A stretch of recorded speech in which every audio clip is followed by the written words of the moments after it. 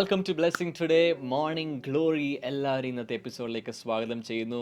എത്ര പേർ Bible, notebook, പേനയൊക്കെ ആയിട്ട് റെഡി ആയിട്ടുണ്ട്? നിങ്ങൾ ഐപാഡ്സിലാണ്, ഫോണിലൊക്കെയാണ് നോട്ട്സ് ടൈപ്പ് ചെയ്യുന്നതെങ്കിൽ എങ്കിലും നിങ്ങൾക്ക് റെഡിയാകാം. ബ്രദർ ഡാമിൻ എപ്പോഴും പറയുന്നത് പോലെ രാവിലെ ആണെങ്കിൽ ഒരു ഗ്ലാസ് അല്ലെങ്കിൽ ഒരു കപ്പ് കട്ടൻ ചായ ആയിട്ടോ അങ്ങനെ എന്തെങ്കിലും whatever your preferred drink is റെഡിയാകുക, സ്ക്രീനിൻ്റെ മുമ്പിൽ വരിക. കർത്താവ് ഇന്ന് നമ്മളോട് സംസാരിക്കാൻ പോവുകയാണ്. എത്ര പേർ തയ്യാറാണ്? ഈ സമയത്ത് ലൈവ് ചാറ്റിൽ പ്രൈസ് ദി ലോർഡ് ഇടുക, ഹല്ലേലൂയ ഇടുക, നിങ്ങൾ എവിടെ നിന്നാണ് ജോയിൻ ചെയ്യുന്ന ഇടുക. ഇതൊക്കെ ഇട്ട് നമുക്ക് എല്ലാവരും ബ്ലെസ്സിങ് ടുഡേ ഓൺലൈൻ ഫാമിലി യൂട്യൂബിൽ കാണുന്നു, ഫേസ്ബുക്കിൽ കാണുന്നു, പല പ്ലാറ്റ്ഫോംസിൽ പോഡ്കാസ്റ്റിൽ കാണുന്നു. എല്ലാവരെയും വെൽക്കം ചെയ്തു. May God bless U. കർത്താവ് അനുഗ്രഹിക്കപ്പെട്ട ഒരു ദിനം നമ്മുടെ മുമ്പിൽ വെച്ചിട്ടുണ്ട്. സോ നമുക്ക് ഒരുമിച്ച് ഇന്നത്തെ സ്പോൺസേഴ്സിന് വേണ്ടി പ്രാർത്ഥിക്കാം. ഇന്ന് നമുക്ക് ഒന്ന് രണ്ട് കോ സ്പോൺസേഴ്സാണ് ഉള്ളത്. We have two sisters, Neethu Ranjith and Nithya Ranjith from New Jersey. നമുക്ക് ഒരുമിച്ച് പ്രാർത്ഥിക്കാം. ഇന്ന് അവരുടെ മാതാപിതാക്കളുടെ വിവാഹ വാർഷികമാണ്. Many happy returns of the day uncle and aunty. God bless you. നമുക്ക് ഒരുമിച്ച് ഈ കുടുംബത്തിന് വേണ്ടി പ്രാർത്ഥിക്കാം. കർത്താവ്, ഞങ്ങൾ മാതാപിതാക്കൾക്ക് വേണ്ടി പ്രാർത്ഥിക്കുന്നു. സകല ദൈവിക ആരോഗ്യവും അപ്പോൾ തന്നെ ദൈവിക സംരക്ഷണവും അവർക്കുണ്ടാകാൻ വേണ്ടി പ്രാർത്ഥിക്കുന്നു. Let the blessings of the Lord B upon dum. അപ്പോൾ തന്നെ അവരുടെ മക്കളായ ഏമി, നവോമി ആൻഡ് ജുവാന, ഞങ്ങൾ ഒരുമിച്ച് V bless all these three girls father. ഇവർ അനുഗ്രഹിക്കപ്പെടട്ടെ, ദൈവ പൈതലായി വളരാൻ വേണ്ടി പ്രാർത്ഥിക്കുന്നു. അപ്പോൾ തന്നെ അങ്കമാലിയിൽ നിന്നുള്ള നമുക്കൊരു കോ സ്പോൺസർ ഉണ്ട്, ഒരു സിസ്റ്റർ ഉണ്ട്. Thank you sister four sponsoring. നമുക്ക് ഒരുമിച്ച് ഈ കുടുംബത്തിന് വേണ്ടി പ്രാർത്ഥിക്കാം. ഭവനത്തിലുള്ള എല്ലാവരും രക്ഷിക്കപ്പെടുവാൻ വേണ്ടി ഞങ്ങൾ ഒരുമിച്ച് പ്രാർത്ഥിക്കുന്നു.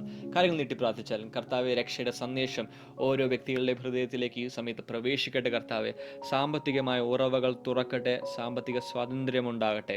അപ്പോൾ തന്നെ വിൽക്കുവാൻ ഉദ്ദേശിക്കുന്ന സ്ഥലം വിറ്റു പോകുവാൻ വേണ്ടി കർത്താവ് വഴികൾ തുറക്കണമെന്ന് പ്രാർത്ഥിക്കുന്നു. ഞങ്ങൾ ഒരുമിച്ച് അനുഗ്രഹിക്കുന്നു, ബ്ലെസ് ചെയ്യുന്നു യേശുവിൻ്റെ നാമത്തിൽ തന്നെ. ആമേൻ, ആമേൻ. എല്ലാ ദിവസവും പറയുന്നത് പോലെ നിങ്ങൾക്കും ഒരു എപ്പിസോഡ് ഇതുപോലെ സ്പോൺസർ ചെയ്യാൻ സാധിക്കും. അതിൻ്റെ ഡീറ്റെയിൽസ് സ്ക്രീനിലുണ്ട്. മറ്റുള്ളവർക്ക് അനുഗ്രഹമാകുവാൻ വേണ്ടി തീർച്ചയായും ഈ നമ്പർ കോൺടാക്ട് ചെയ്താലും. ആമേൻ. ഈ ആഴ്ചയിൽ ചില സ്പെഷ്യൽ മീറ്റിംഗ്സ് നടക്കുന്നു. നമുക്ക് നാളെ നമ്മുടെ special Friday service Cochin blessing ചർച്ചിൽ നടക്കുന്നു. അപ്പോൾ തന്നെ ഇന്ന് ഖത്തറിലും നാളെയും മറ്റന്നാളും ദുബായിലും അബുദാബിയിലൊക്കെ മീറ്റിംഗ്സ് നടക്കുന്നു. സ്ക്രീനിൽ എൻ്റെ ഡീറ്റെയിൽസ് ഉണ്ട്. മിഡിൽ ഈസ്റ്റിൽ നിന്ന് കാണുന്ന വ്യക്തികൾ തീർച്ചയായും ജോയിൻ ചെയ്താലും. ആമേൻ. God bless you. നമുക്ക് ഇന്നത്തെ വചന സന്ദേശ ശുശ്രൂഷയിലേക്ക് പ്രവേശിക്കാം.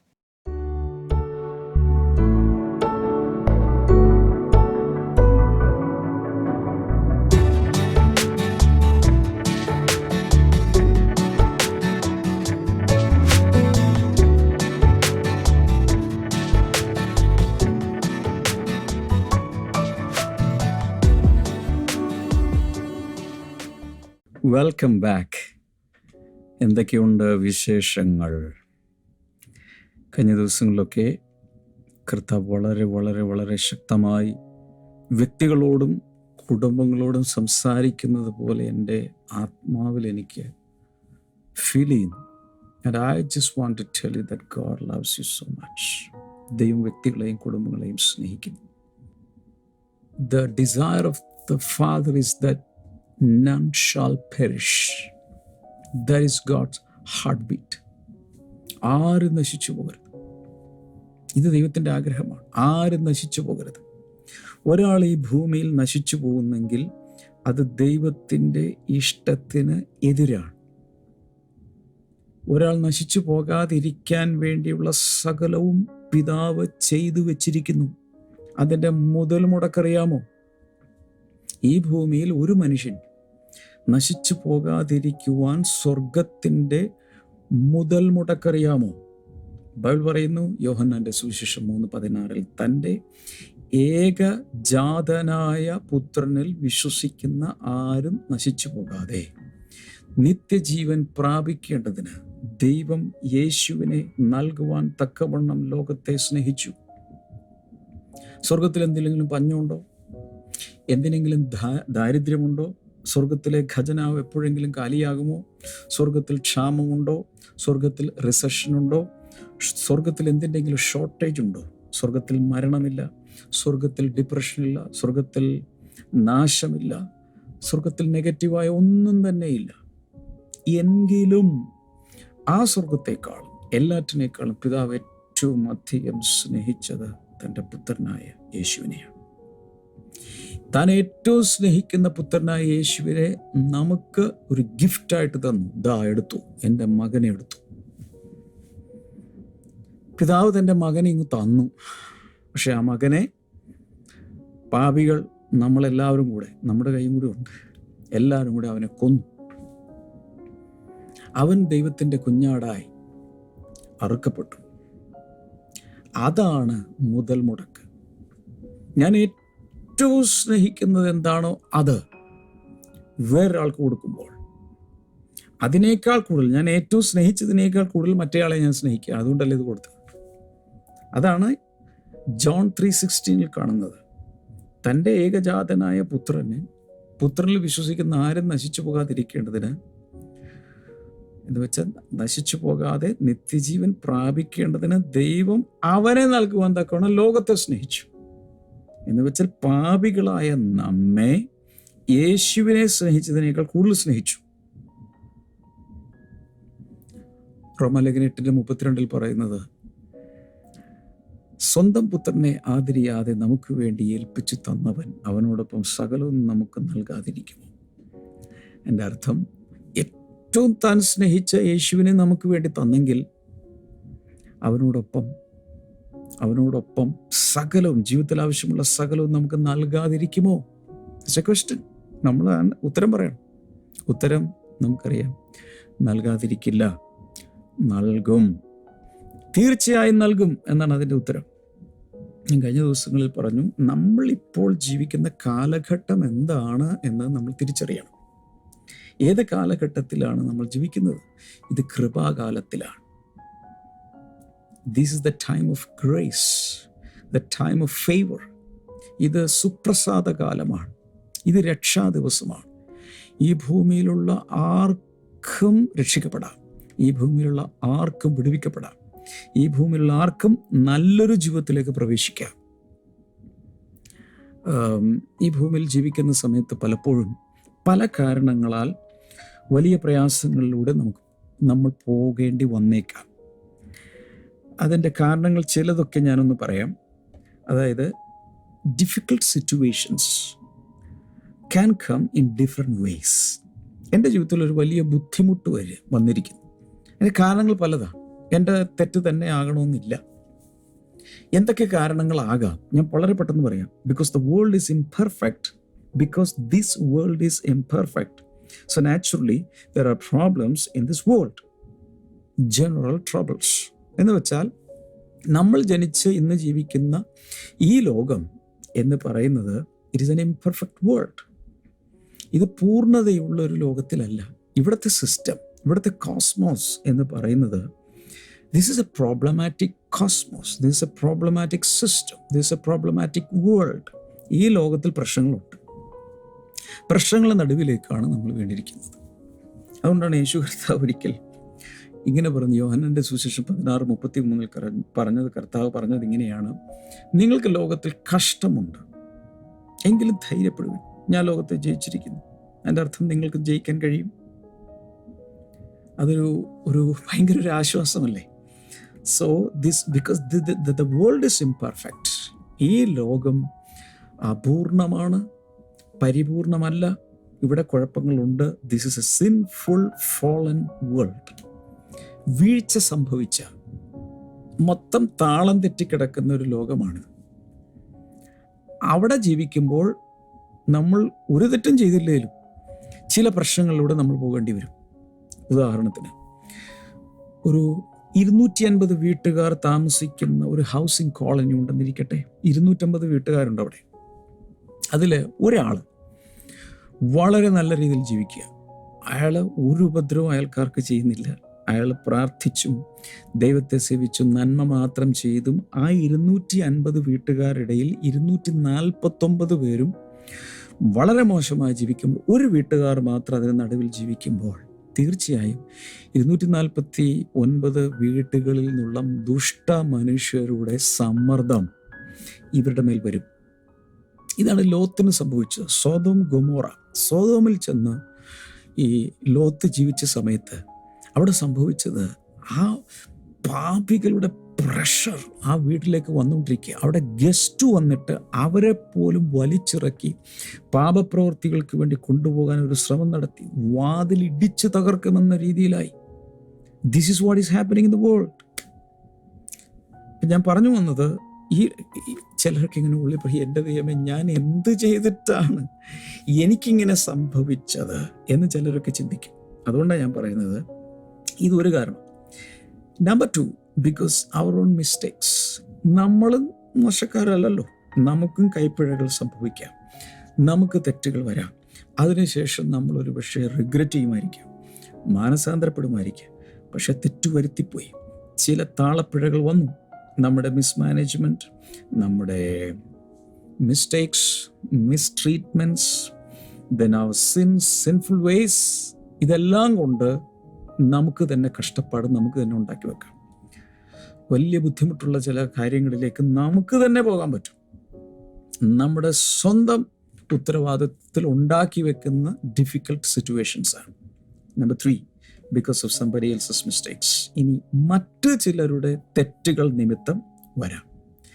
ഉദാഹരണത്തിന്, സംബഡി ഡിസീവ്ഡ് യു. ഒരാൾ നിങ്ങളെ അങ്ങ് ഒരു പക്ഷേ ചതിച്ചു. ഇപ്പം ഞങ്ങളുടെ വീട്ടിലൊക്കെ നടന്ന സംഭവം എൻ്റെ ഫാദറിൻ്റെ കാലത്ത് പറഞ്ഞു കേട്ടിട്ടുള്ള, ഞങ്ങളൊക്കെ ചെറുതായിരുന്നു.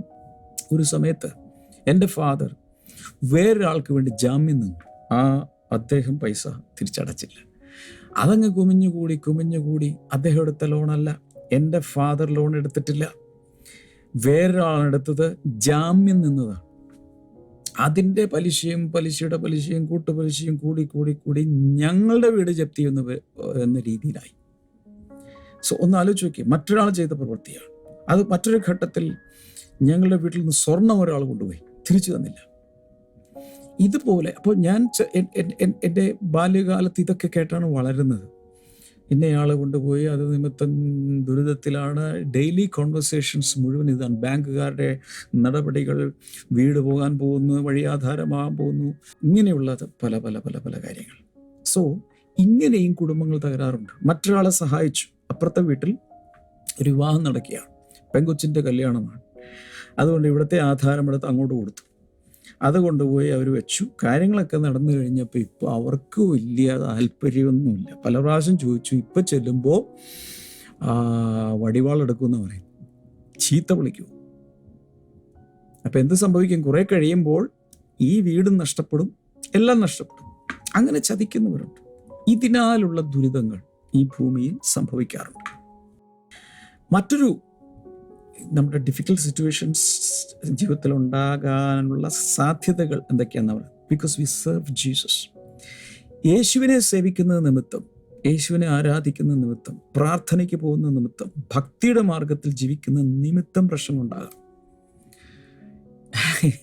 ചിലപ്പോൾ വലിയ അയൽക്കൂട്ടമായിട്ട് നല്ല സല്ലപിച്ച് എല്ലാ ദിവസവും കളിച്ചും ചിരിച്ചും ഒരു കുടുംബം പോലെ കഴിയുന്ന 10 വീട്ടുകാർ, അതിൽ നിന്ന് ഒരാൾ അല്ലെങ്കിൽ ഒരു കുടുംബം പ്രാർത്ഥനയ്ക്ക് പോകാൻ തുടങ്ങുന്നു. അവൻ മതം മാറി, അവൻ അമേരിക്കയിൽ നിന്ന് പൈസ വരുന്നു, ഇവരെ പ്രാർത്ഥിക്കാൻ വേണ്ടി കണ്ണടച്ചിരുത്തിയിട്ട് ഇവര് ബ്ലൈൻഡാണെന്ന് പറഞ്ഞുകൊണ്ട് വിദേശത്തു നിന്ന് പൈസ വരുത്തുകയാണ്. ഇവരൊരാൾ പോകുന്നതിന് ഇത്ര ലക്ഷം രൂപ വീതം കിട്ടും. ഇങ്ങനെയുള്ള ഭയങ്കരമായ അപവാദങ്ങൾ, അല്ലെങ്കിൽ ഇവർ പ്രാർത്ഥനയ്ക്കെന്നും പറഞ്ഞ് പോകുന്നത് എവിടെയാണാവോ, വേറെന്തോ പരിപാടിക്കാണെന്നാണ് തോന്നുന്നത്. ഇങ്ങനെയുള്ള ചങ്ക് പറഞ്ഞു പോകുന്ന, മനസ്സ വാച കർമ്മണ അറിയാത്ത, സ്വപ്നത്തിൽ പോലും ചിന്തിച്ചിട്ടില്ലാത്ത ചില കാര്യങ്ങളാണ് യേശുവിന് വേണ്ടി ഇറങ്ങുമ്പോൾ ചിലരൊക്കെ പറഞ്ഞുണ്ടാക്കുന്നത്. ചിലപ്പോൾ സ്വന്തം വീട്ടുകാർ, അയൽപക്കക്കാർ, ബന്ധുക്കൾ, ഒരുമിച്ച് ക്ലബിലുണ്ടായിരുന്നവർ, ഒരുമിച്ച് ക്ലാസ്സിലുള്ളവർ, ഒരുമിച്ച് പഠിച്ച് വളർന്നവർ, ഇങ്ങനെയുള്ള പലരിൽ നിന്നും പ്രശ്നങ്ങൾ ഭയങ്കരമായി വരാം. കർത്താവ് അതുകൊണ്ട് പറഞ്ഞു, എൻ്റെ നാമനിമിത്തം സകലരും നിങ്ങളെ വെറുത്തെന്നിരിക്കും, എൻ്റെ നാമനിമിത്തം പലരും നിങ്ങളെ പരിഹസിച്ചെന്നിരിക്കും, നിങ്ങളെ കൊല്ലുന്നവർ ദൈവത്തിന് വഴിപാട് കഴിക്കുന്നു എന്ന് വരെ ചിന്തിക്കുന്നൊരു കാലം വരും. അങ്ങനെ വന്നു. അതായത് ക്രൈസ്തവ വിശ്വാസത്തിലുള്ള ഒരാളെ കൊന്നാൽ ദൈവത്തിന് ഒരു സാക്രിഫൈസ് കഴിക്കുന്ന, ഒരു വഴിപാട് കഴിക്കുന്നത് പോലൊരു പുണ്യമാണെന്ന് ചിന്തിക്കുന്ന ഒരു കാലഘട്ടം വന്ന് ക്രിസ്ത്യാനികളെ കൊന്നൊടുക്കിയില്ലേ? ഇന്നും നടക്കുന്നില്ലേ? അവിടെ ചിന്ത, ഈ വകക്കാരെ, യേശു എന്ന് പറഞ്ഞുകൊണ്ട് നിൽക്കുന്നവരുടെ തല വെട്ടിയാൽ ദൈവം പ്രസാദിക്കും. അങ്ങനെ സാത്താൻ ചിലരെ അങ്ങ് പഠിപ്പിച്ചു കഴിഞ്ഞാൽ പിന്നെ എന്നാ ചെയ്യും? അങ്ങനെ ക്രിസ്തു നിമിത്തമുള്ള കഷ്ടങ്ങൾ. അടുത്തത്, ബിക്കോസ് ഓഫ് ദ ഡെവിൾ.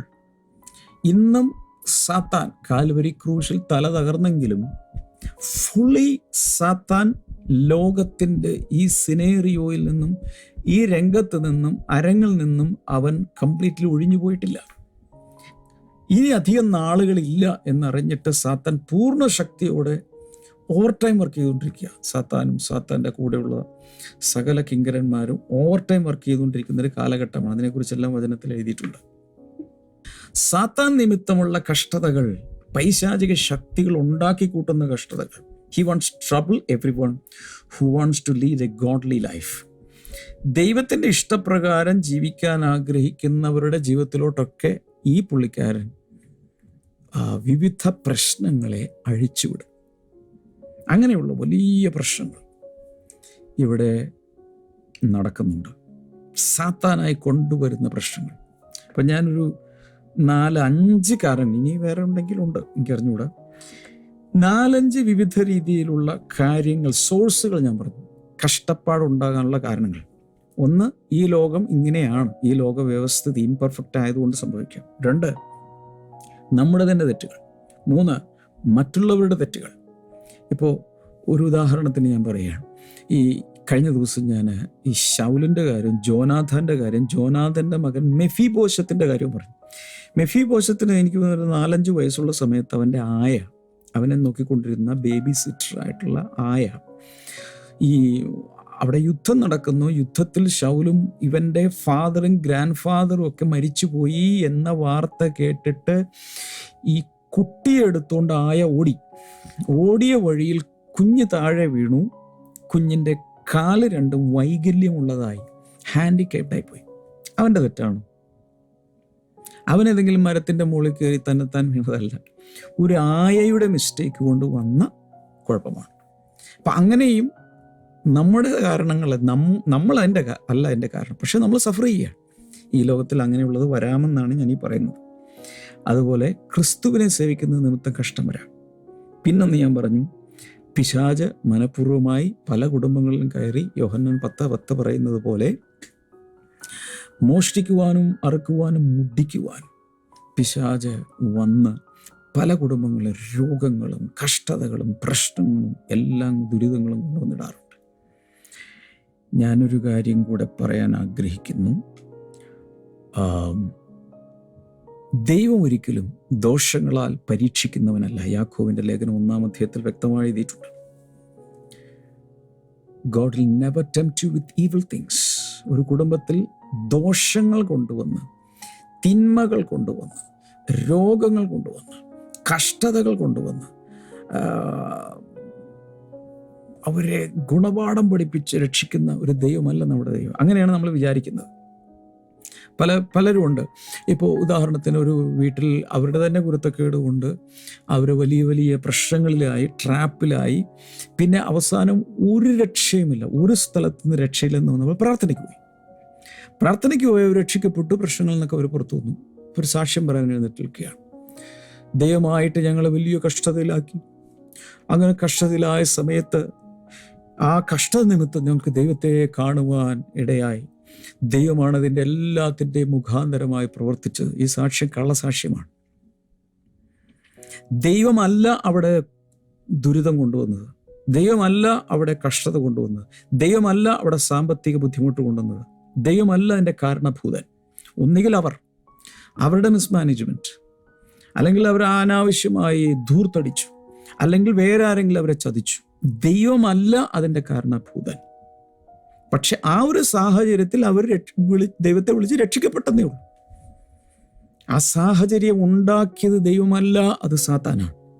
എന്നാൽ ആ സമയത്തെങ്കിലും അവർക്ക് ദൈവത്തിലോട്ട് തിരിയണമെന്ന് തോന്നി, അതുകൊണ്ട് അവർ രക്ഷപ്പെട്ടതേ ഉള്ളൂ. പക്ഷെ സാക്ഷ്യം പറയുമ്പോൾ പലപ്പോഴും നമ്മളുടെ ദൈവം എന്നെ അതുപോലെ കഷ്ടത്തിലാക്കി, അങ്ങനെ ദൈവത്തെ വിളിപ്പിച്ച് എന്നെ രക്ഷപ്പെടുത്തി. ഒരിക്കലുമല്ല. ദൈവം ദോഷങ്ങൾ കൊണ്ട് പരീക്ഷിക്കുന്നവനല്ല. ഇപ്പോഴാണ് ഒരു വചനം വായിക്കേണ്ടത്.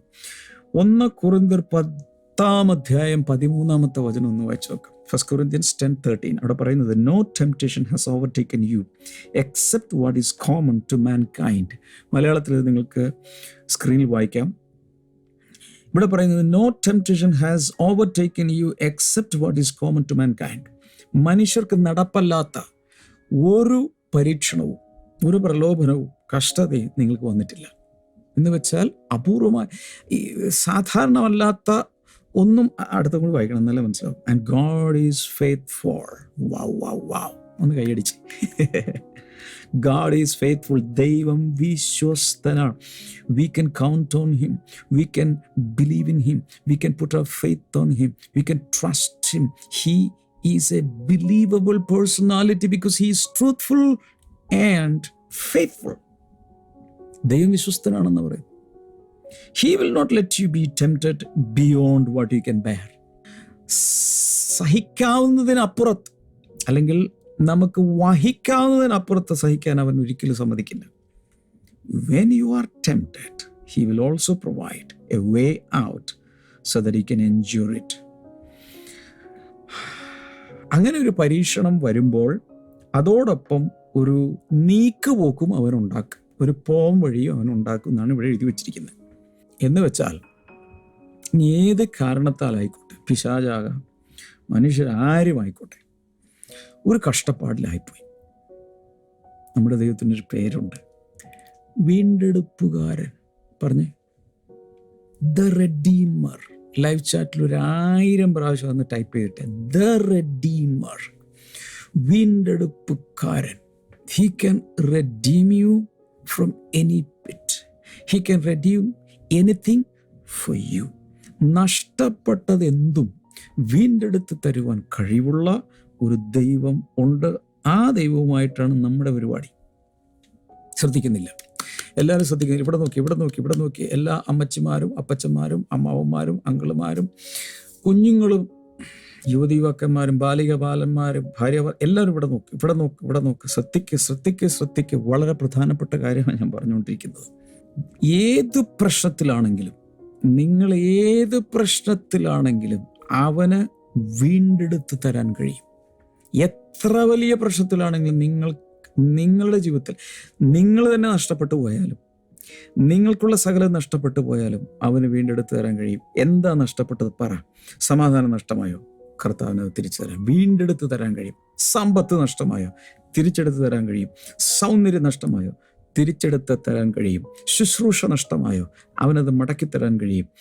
ആയുസ്, സമയം പോയി, വർഷങ്ങൾ നഷ്ടപ്പെട്ടു. പരിശുദ്ധാത്മ പറയുന്നു, തുള്ളനും വെട്ടുക്കിളിയും തിന്നുകളഞ്ഞ സംവത്സരങ്ങൾക്ക് പകരമായി ഞാൻ നിനക്ക് തരും, മടക്കിത്തരും. അവിടെയും വീണ്ടെടുപ്പുണ്ട്. എന്ന് വെച്ചാൽ ആയുസ് മുഴുവൻ വെറുതെ കളഞ്ഞു.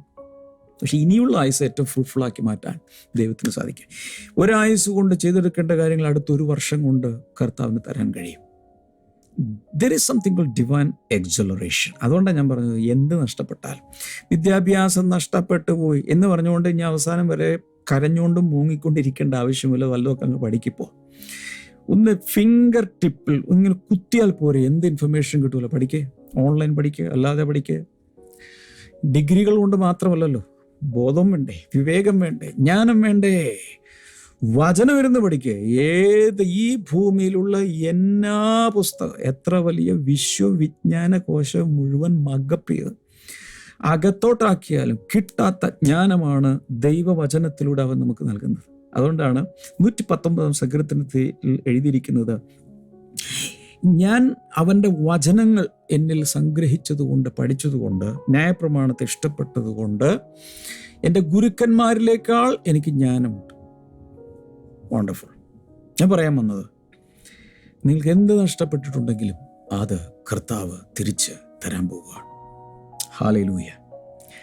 അതുകൊണ്ട് എന്ത് വിഷമഘട്ടത്തിലാണെങ്കിലും വിഷമിക്കേണ്ടെന്ന് ഞാൻ പറയുന്നത്. കാരണം കർത്താവിൻ്റെ പ്രവൃത്തികൾ ഈ ദിവസങ്ങളിൽ നിങ്ങൾക്ക് വേണ്ടി വെളിപ്പെടാൻ പോവുകയാണ്. എനിക്കൊരു ഒരു ഒരു ഒരു ഒരു റിക്വസ്റ്റ് ഉണ്ട്. ഈ വീഡിയോ വെറുതെ കിടക്കരുത്.